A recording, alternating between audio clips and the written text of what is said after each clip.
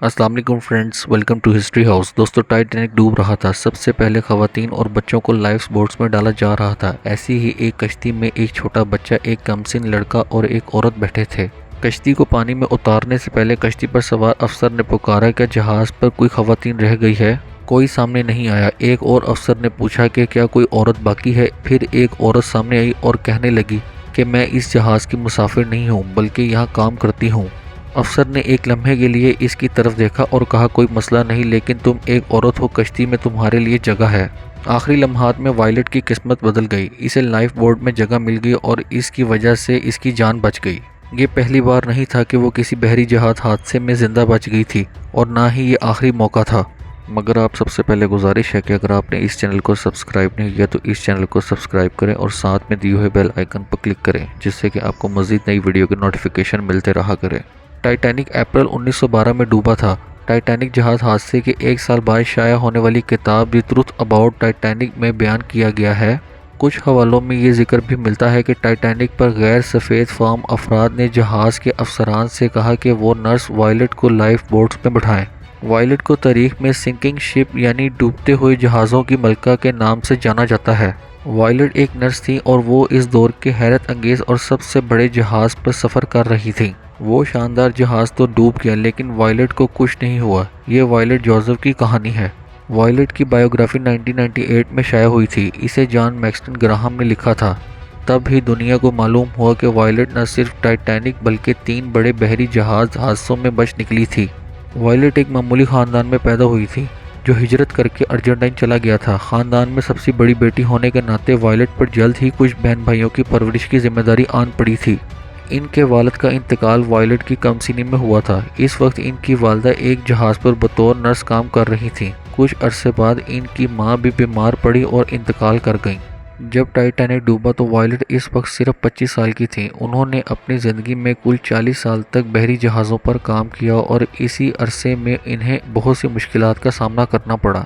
آج سے ٹھیک 111 سال قبل ٹائٹینک ایک اندھیری رات میں ایک برفانی تودے آئس برگ سے ٹکرا گیا۔ اس وقت جہاز پر سوار زیادہ تر مسافر نیند کی آغوش میں تھے اور صرف 3 گھنٹے کے اندر 14 اور 15 اپریل 1912 کی درمیانی رات ٹائٹینک بحیرہ اوقیانوس میں ڈوب گیا تھا۔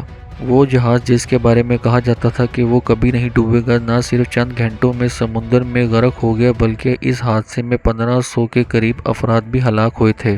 آج 111 سال بعد بھی اسے سب سے بڑا سمندری حادثہ سمجھا جاتا ہے۔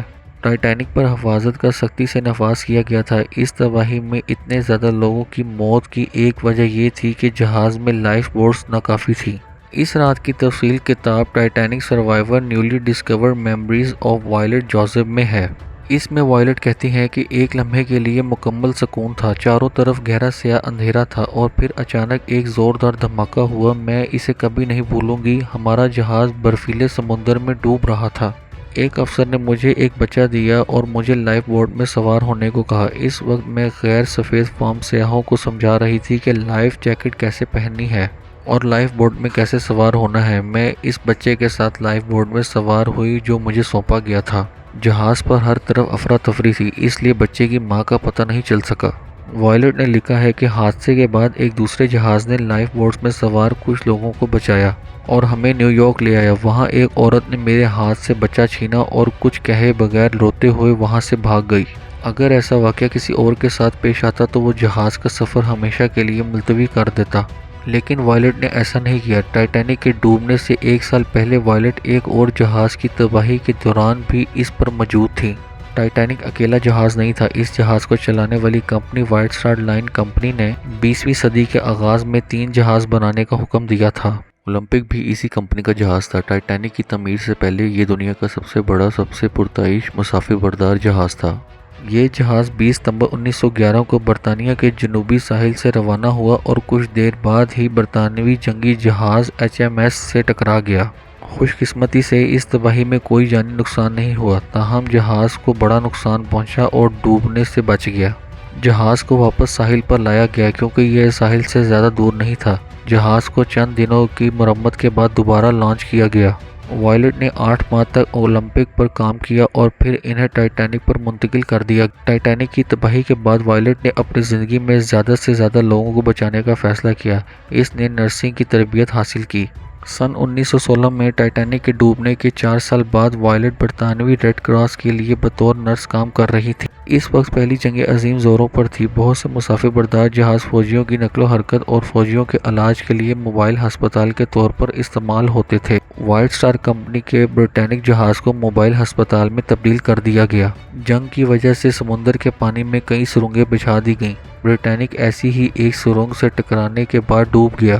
وائلٹ کے لیے یہ تجربہ اور بھی خوفناک تھا۔ اپنے تجربے کو بیان کرتے ہوئے وائلٹ کہتی ہیں کہ ایسا لگا جیسے کسی نے مجھے کھائی میں پھینک دیا تھا۔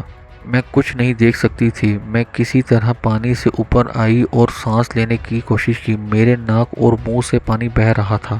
اس جہاز پر 1000 سے زیادہ لوگ سوار تھے اور ان میں سے 32 کی موت ہو گئی۔ ٹائٹینک کے حادثے کے بعد ایک اصول بنایا گیا کہ ہر جہاز کے پاس کافی لائف بوٹس ہونی چاہیے۔